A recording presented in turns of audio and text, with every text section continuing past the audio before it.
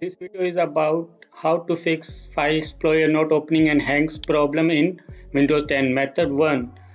Right click on taskbar and then click on Task Manager. Scroll down till you find Windows Explorer. Click on Windows Explorer, right click on Windows Explorer and then click on Restart. This will restart Windows Explorer. Once you done that, try to open File Explorer. If you still facing problem, then move to second method. Search for File Explorer options. Click on it. Now make sure File Explorer is set to this PC. Uncheck both privacy options.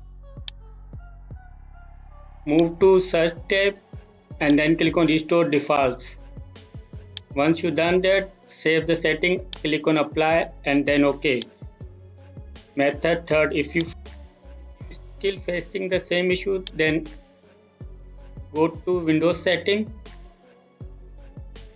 click on Apps. Now go to Default Apps. Scroll down till you find Reset All Default Apps. Click on Reset. Once you done that, try again to open File Explorer. Method 4. Right click on Windows icon and then click on Run. Now type here msconfig, then click on OK.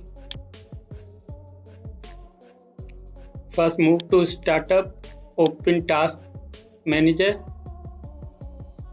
Now disable all the unwanted program from the startup. I recommend you to disable all the program from startup. Once you done that, move to Services tab. Make sure tick the hide all Microsoft services and then click on disable all. In the last, click on apply OK. You must restart your PC or laptop.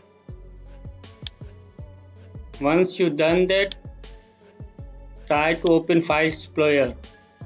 As you see, this time File Explorer opens up.